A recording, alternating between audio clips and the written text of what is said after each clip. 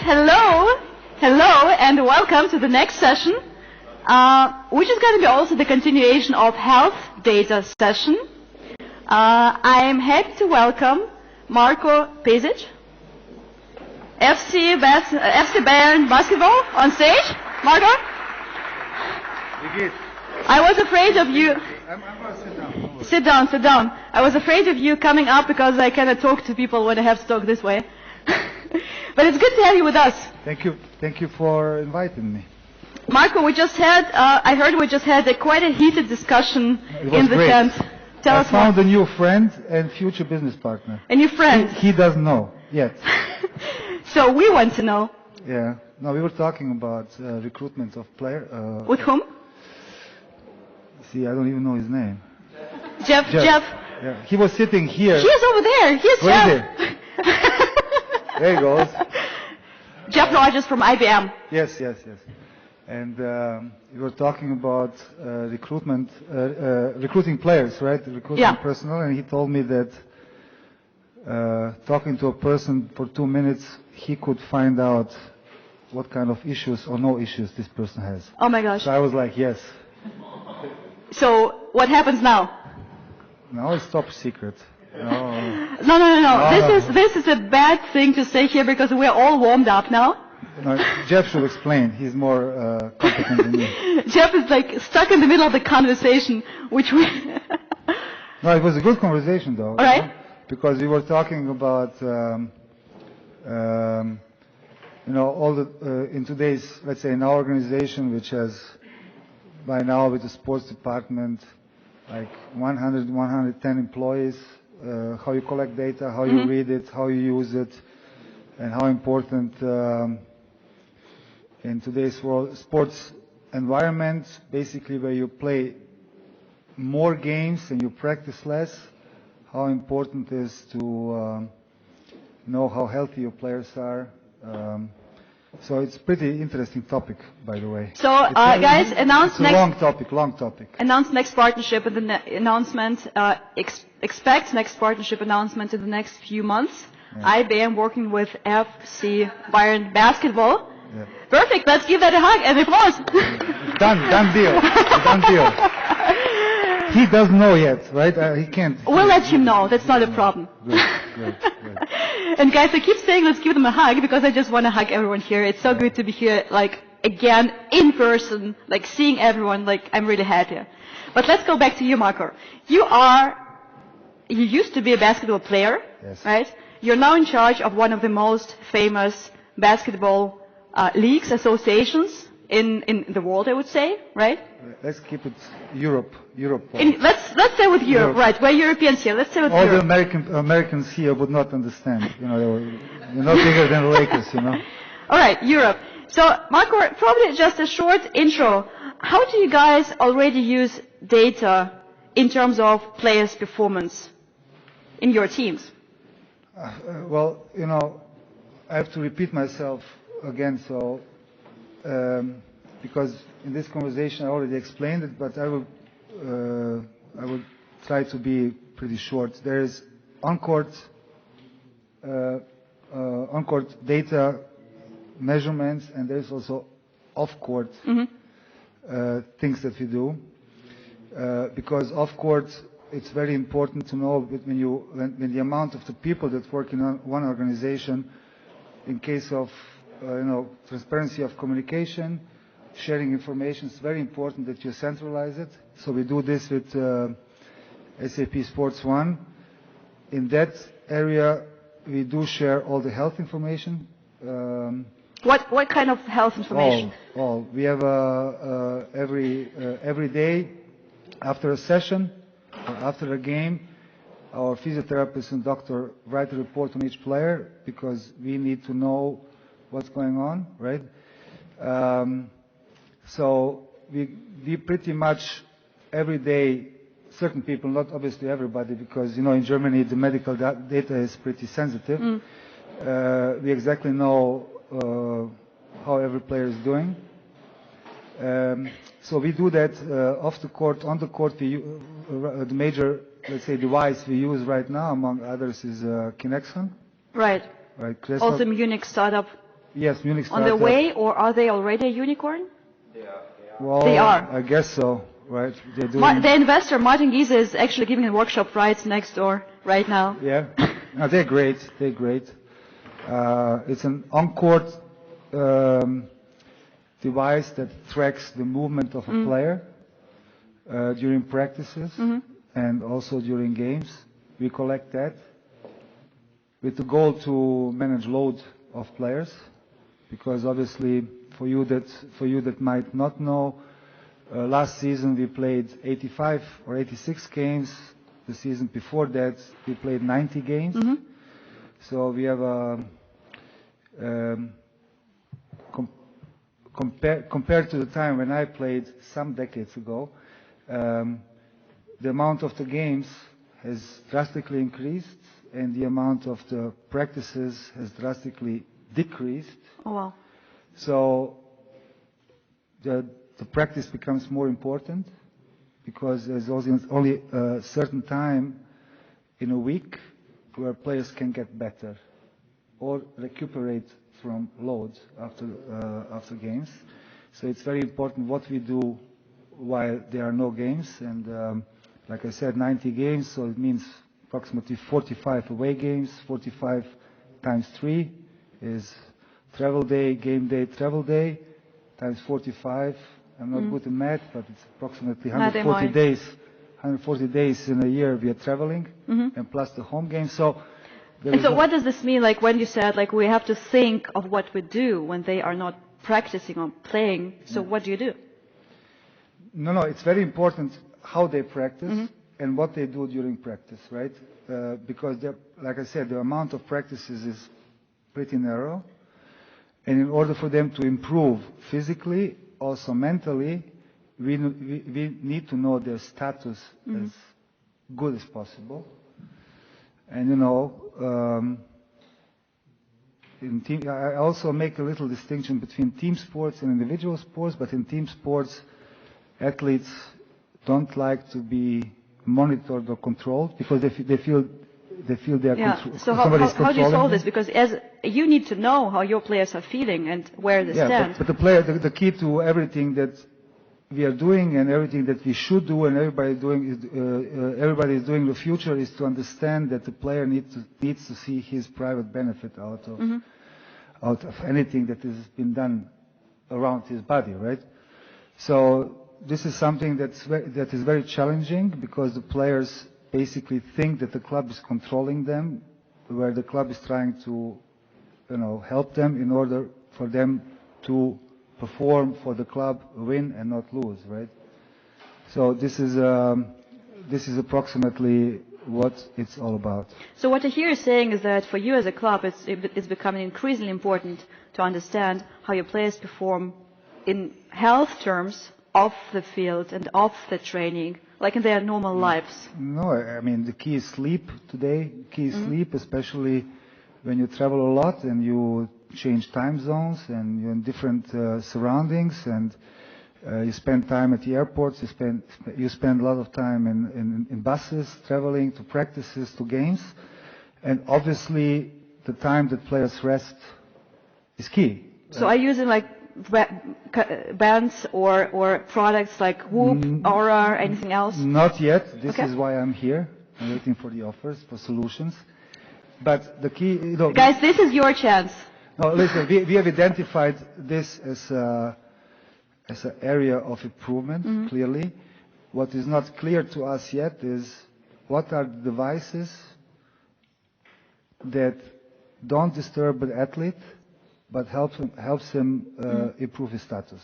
It's very simple. I'm not a specialist, although you guys are specialists in this area. But what we are looking, there are simple questionnaires we do where athletes cheat. Athletes cheat always, right? When you get up, tell us how you sleep from 1 to 5, right? And depending on what the player says, he goes like, I'm 4.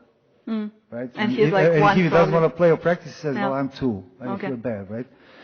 So we are looking for something that gives a player or an athlete a good feeling while being monitored, and we have not found a solution yet right? Which is a good thing, you know. We don't jump on the first train or don't pick the first solution. We are really looking at it.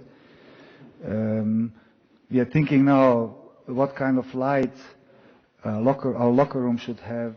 Wow. Like, interesting. because we understand by now that light influences not only players' mood but also players' performance. Mm-hmm. So there are many aspects that, like 10 years ago or 5 years ago, even nobody thought about, but which are becoming more valuable with time, because organizations need to invest in those devices because they decide if you win or lose, if you win a championship, lose a championship, if you make a profit out of the season or not. So it's a huge market that is basically, I'm talking about basketball, soccer probably, they should be a little bit further than us, is not, sagt man, Kinderschuhe? It's still in the baby shoes. Baby shoes. Probably, Right. probably Yeah. it's just direct translation. Yeah. But like what I hear you saying, Marko, is on the one hand you're looking for wearables that could, track what the player is doing. You're looking to improve their overall wellness seamlessly, like by the lights or like automatic things in the environment when they are probably, in the club. Correct. Anything else that I missed? What kind of other partnerships are you looking for? No, I'm not looking at a wearable. I'm looking at a solution. So it doesn't have to be a wearable. But as I understand, this is the easiest way to track things. So like if somebody's having some device on him. I'm sure we have lots of people here who know better than myself. No, this is why I what don't would know, work. right? So guys, this is probably your chance to pitch now to Marko directly. We could give you the mic. No. Do you want to pitch your solution right now here? Yeah, Any brave people here? They have to talk to Jeff first. Jeff is busy. Jeff Anyone who wants to pitch their solution to Marko right now? No, I'm just saying. Okay. Let's simplify it. What does an organization and an athlete have to do that comes tip of 8 o'clock on Thursday night? Mm-hmm. The player performs it, or the chances that the player will perform up to his potential is given. Yeah, Marko, I just read some news that right now there's also a smart backboard for the ring, which kind of, it's made of screen behind tempered glass. It tracks the number of throws. It tracks the impact. It can also do the on-demand training, and it also gives the opportunity to play with people around the world, like virtually, right? It's called Hoope. This is kind of a new stuff, right? So what kind of impact do you expect out of such solutions? Let's make the training more interactive. Well, the thing is that basketball court will not change, right? So what matters is not what somebody is doing in front of a mirror, or it's for the court. Yeah, but when a player is on the court and you are practicing or playing, it has to be a clean court. Mm-hmm. I don't believe in these kind of things. If I might say, people have to prove me wrong, but a player needs to practice or work out on a surface where he's also going to play, right? And there are rules. So, and this right now at this point of time, with my knowledge, can't be changed, right? So, the problem, the challenge that we are facing is that there are so many things right now. A lot of people contacting us. Everybody wants to do a deal, and although there is really lots of information on the market, it makes it more difficult for us to choose the partner, right? And so this is why we are very interested to know as much as possible. But until now, only Jeff Jeff is the boy of the day. Was the Jeff guy is the hero. who gave me a solution, So, Marko, you're also part of the bigger team Yes. at FC Bayern. Do you have any exchange in terms of technology the guys use in soccer teams? Anything that you think would be kind of working cross sports? Well, we are right now thinking about having a rehabilitation center for basketball and soccer together, right? This is something that's very important because interdisciplinary communication among athletes and coaches and analytics departments is very, very important, because in your own sports you hit the ceiling at one point, so you have to look into handball, soccer, whatever, rugby, American football, and we are trying, because there is interest from both sides, to exchange opinions and look into, for us to look into their area and them to look into ours. What we both do is tracking players' performance on the court. We both do that with our own idea what we need out of that data. But as I said, as soon as and the data is like speed, agility, what else? Sprints, how often the player the height jumps. of the jumps. The height the of the jump is not that. Okay. The height of the jump is not that important. What is important is the frequency that the player can jump in a short time, as short as possible. It's like they say, because basketball is a game that happens in the air. It's important how many times the player can jump in continuity. The impact probably as well. Right. In soccer, this is not that important. In soccer is more important on the ground, right? And this is where we learn from soccer what aspects of sprinting, running, endurance is important. Right? This is how we exchange opinions. What was the question? I forgot the question. I forgot myself. I don't know how we I don't know how we got to this point. You know, this is when the best conversations take place. I know. So there's also like injury prevention tech. You know, there are companies like Strive Tech who make sure that when you get impacted, that you can prevent the injury before it actually happens. Correct. Where do you guys stand on that side of things? It's key to us because, like I previously explained, you know, we don't only have a orthopedic part of medical team. We have a dentist, we have a neurologist, we have a foot doctor. So we try to cover all the areas that we believe it's very important for a player to get checked on in order for us to know everything possible we need to know in order to prevent an injury. Because we all know, it's pretty logical, if an injury happens, it is pretty late. Because then the doctor comes and says 1 week or 1 year, and according to this, the player is in a plan of rehabilitation. So the key to us and the most important thing is how do we prevent injuries? How do we prevent sicknesses? And prevention happens a lot at home when players are off field. No, for sure. As well. Especially in these pandemic times or things that are connected to COVID, it really does matter what do players do in the off time.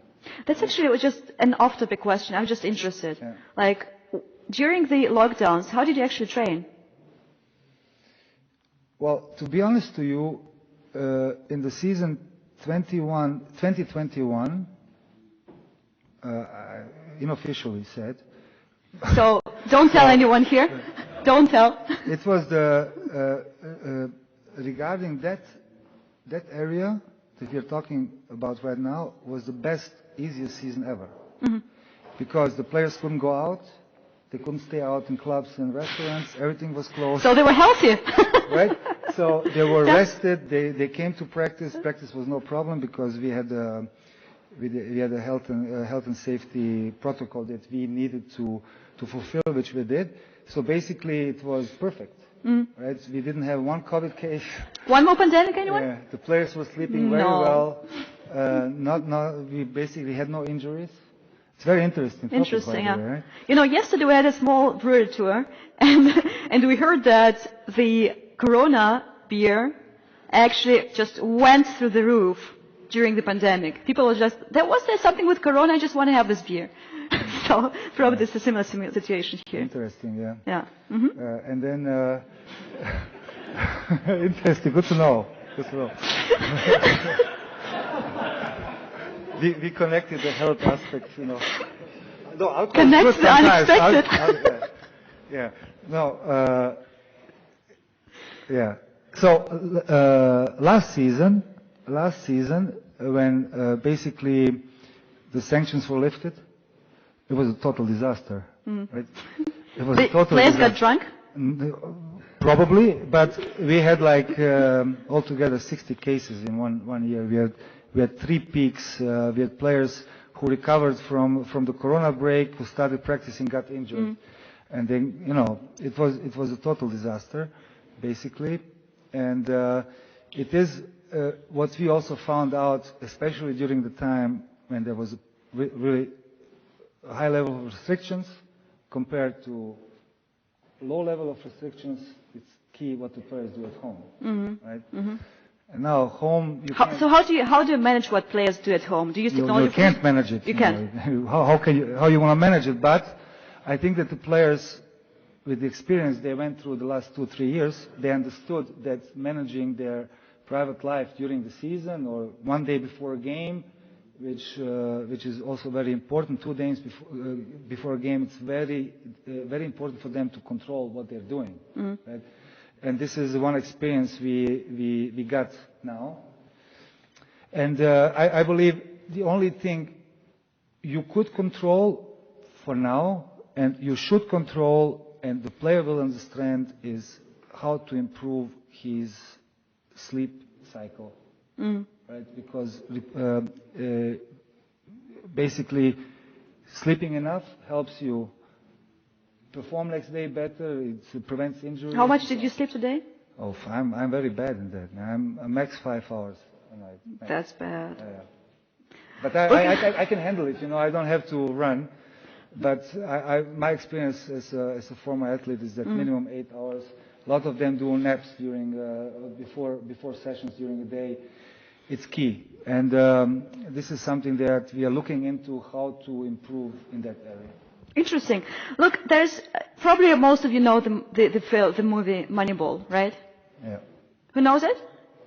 Perfect, right. So there's one quote by the main player, played by Brad Pitt, saying, "If we succeed with this," meaning data analytics, "we've changed the game forever." So, what kind of data do you need to change the game forever? Okay. He was I don't know when the movie was made. Maybe some 10 years ago? 2011. Yeah. 11 years ago, right. 11 years ago, yeah. And this really occurred because it's a true story, right? But was also 10 years ago, 10 years before the movie was made. I don't know when this true story really happened. I think around 2000. And this guy is a genius because he could look two decades in front. And today with our data regarding analyzing games, players, we basically can't live. We have an analytic department with 3 people who only do analytics, right? And what I previously said, there is no secret. Everything is pretty transparent. Everybody can watch games now. Everybody can track players. But the players themselves are not transparent yet. No. What do you mean with this? With the health data? Sleep data, different kinds of health-related data. Look, there's I don't know now, but let's say there is a various number of devices, softwares, programs that can track sleep. Right? Let's say 50 of them, right? I guess a bit more, but let's say 50 shortlisted. Okay, let's say there's a short list of 50, but which ones are specifically programmed for a professional athlete? I don't think there are many. Right, so everybody, and when you talk to players who played in the NBA, everybody is using a device that helps them, but they are not. It's not. I say it's not unified for an organization like ours. So data unification is a big thing. I think so. Yeah, right, I think the players, I think the athletes right now already they understand the profit that they profit also financially. If they get their body under control, the longer they play financially, they for sure do benefit, and automatically the clubs also. And it's an area that's very, very interesting, at least for our organization. Well, it's now speaking about the money. We heard in the very first panel today that your movement is actually your asset that can be digitized to blockchain technology, right? And I didn't hear that. You missed that one. Oh my gosh, you missed something. I missed. You got to talk to the guys. They're still out there. I heard about it. Yeah. They're great, like geniuses, right? Yeah. So I think this is also something you should look into, right? On the basketball, on the player, on the club kind of level of things, right? Because when you say we need to think how to motivate players, well, there could be like a direct incentive, also financial incentive to stay fit. I heard about this. Yeah, I will take a look at it for sure. So we have this one. We had this one case recently that was not that far away, with a football player, Sébastien Haller, who was diagnosed is the right thing in English, diagnosed. with a testicular tumor just a couple of days after he had the medical checkup and signed his contract, and everyone said he is fine, but then he wasn't. The Borussia Dortmund player, right? Yeah, okay. Exactly. And so that was like, I mean, it's bad for the man, of course, but it cost the club lots of money, right? So as a manager, you're in a pretty hard situation when you have such a case, right? So do you think such health-related issues can be prevented in the future with the right use of data, specifically for your club, for example? Well, first of all, at the end of season 2021, so a little bit more than a year ago, we had a case in the playoffs where we had a player who was diagnosed with a brain tumor. Brain tumor. Right? So this is something that is, if those things happen in your organization, your club, with your players, it's terrible. So when I read this, I could feel, not only for the player for sure, but also the people around him. It's not really something that anybody wants to experience. Absolutely. But those things happen. Now the question is, how can you prevent those, right? And this is not an ACL or MCL or a sprained ankle. These are totally different stories, right? This is why, and I don't know, I'm not very much informed, but if he went through a medical check, and this is where it was found. So, right, the diagnosis for the player last summer. But it was after they actually did the checkup. Okay. So they found out too late. Okay, I didn't know this. I thought it was a product of a medical check that they found something, they examined further and found it. I don't know. But what I wanted to say is when you play 90 games in a season like we do, the goal is that the best players perform at the time they are needed to perform up to their potential. Yeah, like 100%, right? 120. So if you are missing 6 players, what happened to us in the playoffs last season, we missed 6 players because of COVID cases and injuries. You get to the finals, you need to be crowned the champion, and then you just can't play because you don't have human resources to do so. So this is why it is of key importance. How do we prevent injuries first, and how do we how do we keep players healthy, and how do we make sure that the players use this for their benefit? Because if these 3 things happen and you win, everybody profits out of it, right? And in this financial situation where everybody is right now, where sponsors are very strict about what they do with the crisis in the Ukraine, you don't know what's going to happen over the winter. You have to protect your investment, and your investment is the player, always, right? If you can, his health. If we can talk about investments, but our investment are the players, and we have to invest into them, not only paying salary or giving them the perfect shoe and the ball, but we need to help them be healthy. So this is a key question for the future of our sports. How do we do it in the best way? Mark, I think we've spoken a lot about the chances for the clubs and the players by having access to data. So do you see any dangers in fully transparent athletes? Or any downsides for the club or for the athlete? No, I mean, look, we are living in a society compared to the American society where everybody exactly knows how much an athlete is paid, right? How much an athlete is being paid. Right? So for American athletes coming to Europe, they don't understand where is the problem for people to know how much money they earn. In the United States, everybody knows how much, everything is pretty transparent, right? So for them, there are different rules. For us in Europe, we are very protective of how much somebody makes, which I totally understand, and what kind of health situation he is. Will you also be protective of their personal health data? No, this is a very very sensitive topic for everybody, right? So when now you had the COVID infections, and you were basically not allowed to say publicly who is infected unless you get confirmation of the person that you can say it, right? Yeah. So it's very restrictive area. I believe that inside of an organization, total transparency is key. And we have to work towards everybody being transparent enough, but it has to stay in the organization. And this is the problem. I think this is a nice closing sentence, Marko. Good. Total transparency inside, total intransparency to the outside world. Correct. To protect the players. Don't say anything outside of organization, but talk about everything inside. No, Thank I'm you. joking. Well, it's too late for joking. Yeah, Thank you, Marko. It was great to have you with us. Thank you for having me. Thank you. Vielen Dank. Thank you. Danke.